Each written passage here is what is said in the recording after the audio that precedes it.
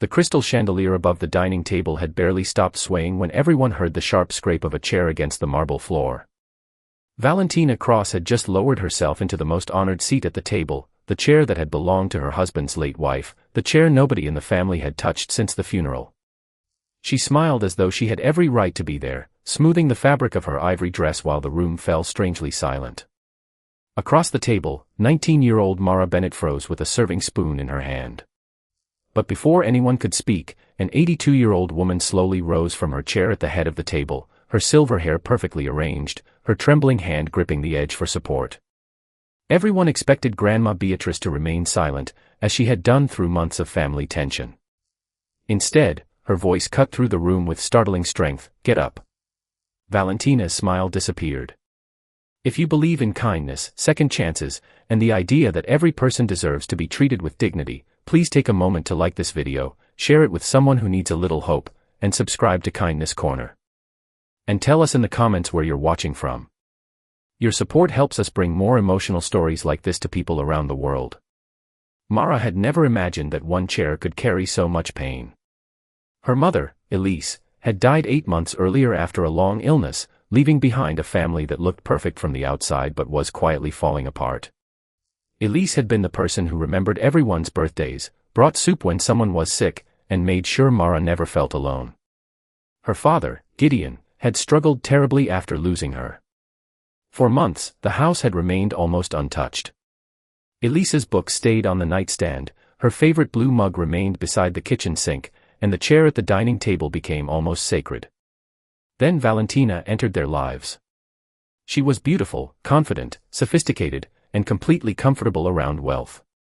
At first, Mara tried to accept her because she could see how lonely her father was. But slowly, Valentina began replacing things that belonged to Elise. She changed the curtains, rearranged the photographs, boxed up her mother's belongings, and eventually started referring to Elise's old dining chair as just furniture. That evening was supposed to be a celebration. Gideon had invited the family to announce an important business decision, and Valentina had dressed as though she were already the lady of the house. Mara arrived late from college and stopped in the doorway when she saw Valentina sitting in her mother's chair. She felt something inside her collapse. She wanted to protest, but she remembered all the arguments that had happened since her mother's death. Every time Mara defended Elise's memory, Valentina accused her of refusing to move forward. Gideon usually stayed quiet, caught between grief and his desire for peace. So Mara swallowed her anger and quietly moved toward the kitchen. Then Beatrice stood. Her voice was firm enough to make every conversation stop. Valentina slowly looked up, clearly expecting Gideon to defend her. Instead, the room remained silent. Beatrice pointed toward the chair and repeated that she should get up.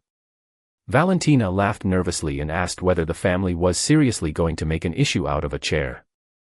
Beatrice answered that it was never about the chair. It was about what the chair represented. Elise had spent 26 years sitting there, feeding her family, listening to their problems, celebrating their victories, and comforting them through their worst nights. Beatrice said that grief did not mean a family had to erase someone simply because their absence was uncomfortable. Gideon lowered his eyes. For the first time that evening, Mara saw tears gathering in her father's eyes. Beatrice then revealed something nobody expected. She had discovered that Valentina had secretly pressured Gideon to sell the house and move away within the year.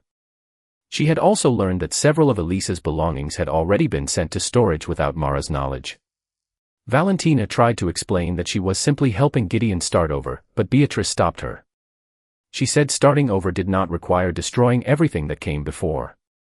Mara expected her father to remain silent. Instead, Gideon stood and admitted that he had been afraid. He had convinced himself that replacing memories would make the pain disappear, but all he had done was make his daughter feel like she had lost both parents at once. He apologized to Mara, and those words finally broke the wall she had built around herself. She walked toward him, and after months of distance, father and daughter embraced beside the table where so many family memories had been made. Valentina quietly stood from the chair. For a moment, she looked less like the confident woman who had entered the house months earlier and more like someone realizing she had mistaken control for belonging. She left that evening without another argument.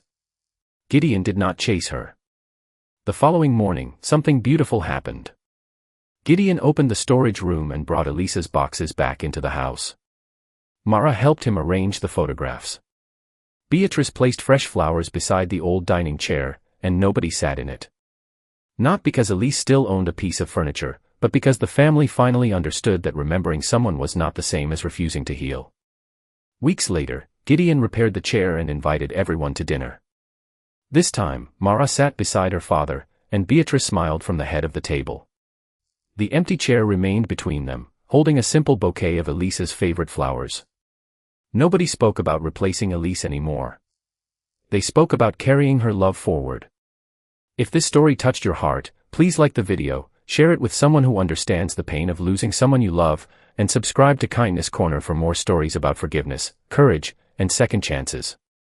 And before we end, leave this special comment below: love should never require us to forget. Sometimes the strongest families are not the ones without broken hearts, but the ones willing to sit together and help each other heal.